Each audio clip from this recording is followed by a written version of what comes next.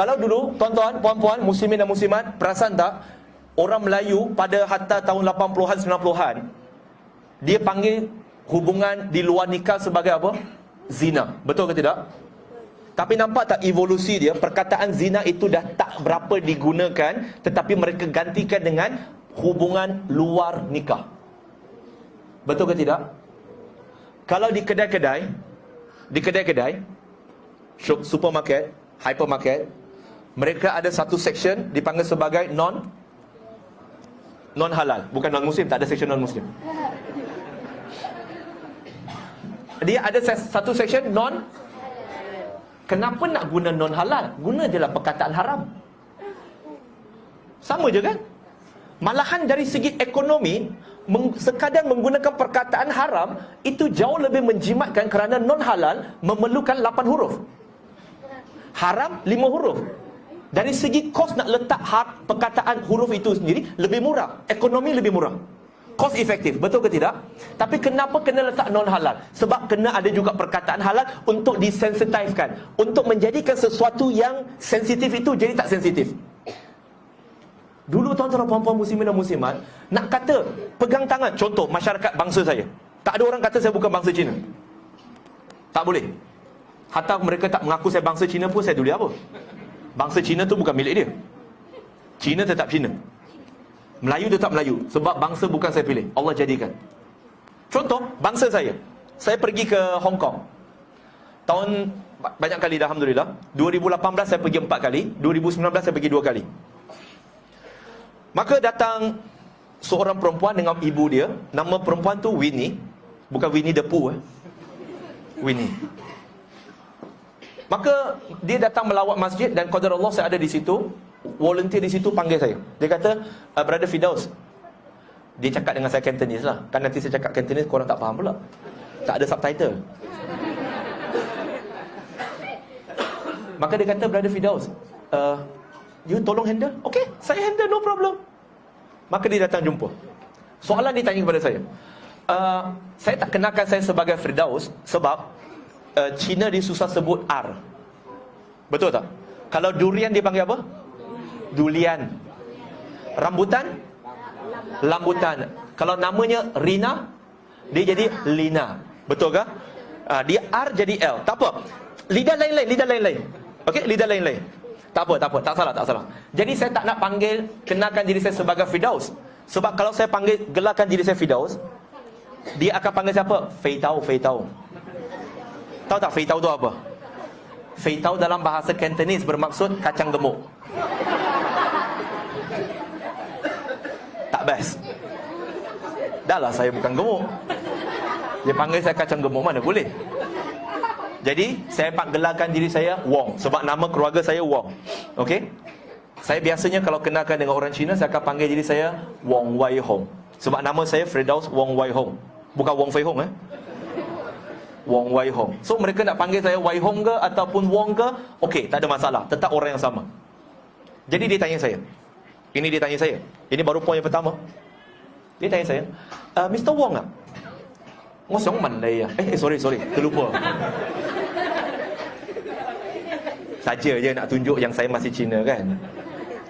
Dia kata, saya nak tanya you macam mana Islam boleh sebati di dalam nilai orang Hong Kong? Macam mana Islam boleh sebati di dalam nilai orang Hong Kong?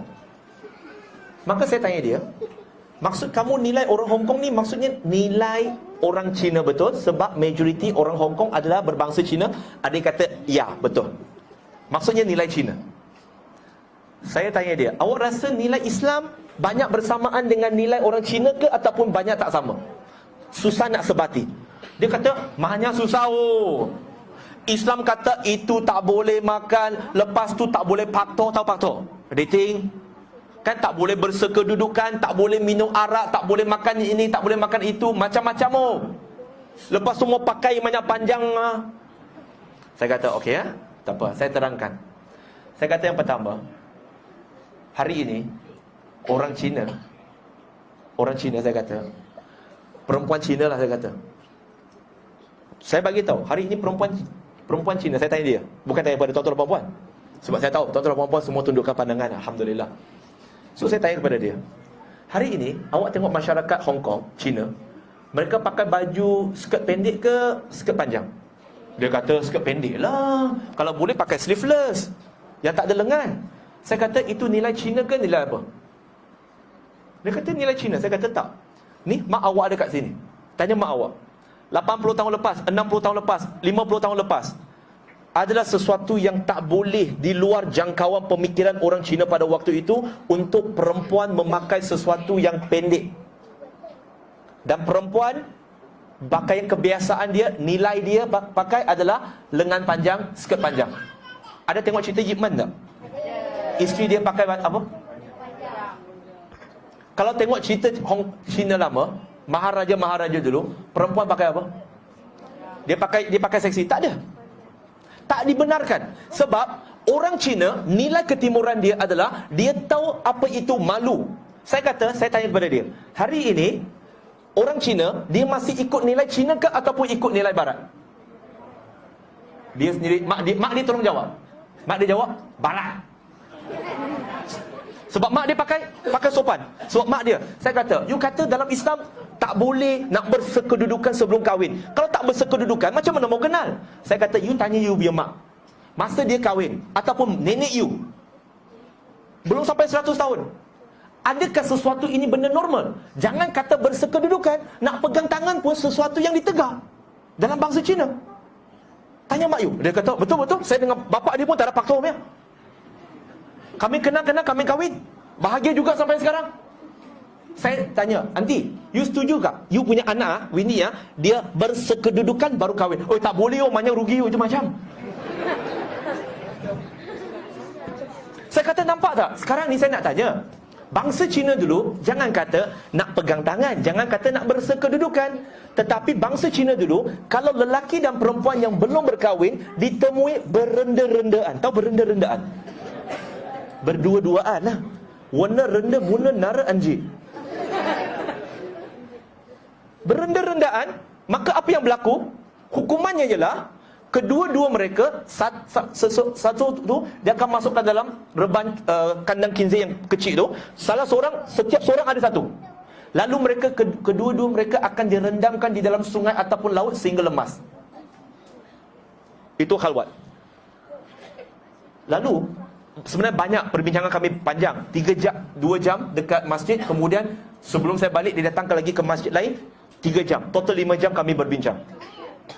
Tetapi apa yang saya nak bagi tahu ini, tuan-tuan dan puan-puan, hari ini bangsa Cina dah tak berapa ingat akar dia, kerana dia telah dinormalkan untuk mengikuti nilai Barat. Sebab nilai Barat datang mempromosikan nilai mereka sendiri. Dan hari ini golongan LGBT, mereka mempropagandakan nilai mereka sehingga orang terima, menjadikannya sesuatu yang biasa. Alah, engkau janganlah macam tu. Apa salahnya orang nak gay? Hak orang kan? Dulu nak bercakap pun jangan lo. Kalau dulu bangsa Cina nak bercakap pasal, oh saya dating, saya duduk sama satu rumah dengan saya punya boyfriend. Dulu jangan cakap. Tapi bagaimana perkara ini dibawa oleh Barat? Saya tak anti Barat ya. Saya tak anti Barat. Banyak nilai baik, ada sedikit yang tak baik. Yang kita nak attack sekarang adalah yang kurang baik. Tapi hari ini seseorang itu dikira sebagai kolot kalau dia terus kahwin tak pernah bersekedudukan. Nampak tak bagaimana benda itu berubah? Sebab apa? Sebab ini tuan-tuan puan kena dengar. Sebab orang yang mempercayai nilai-nilai itu, mereka percaya nilai itu adalah nilai sejagat yang perlu diterima oleh semua, maka mereka berusaha sungguh-sungguh untuk mempropagandakan nilai songsang itu. Balik kepada kita, kita percaya nilai Islam betul tak? Terbaik ke tidak? Kita promote tak? Kita tak promote. Bila kita kurang promote, orang lebih banyak promote. Akhirnya,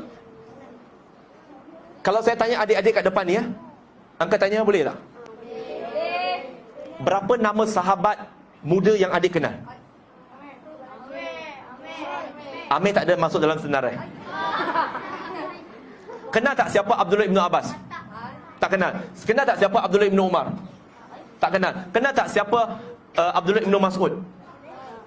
Tapi tanya mereka, kenal tak siapa Ejen Ali?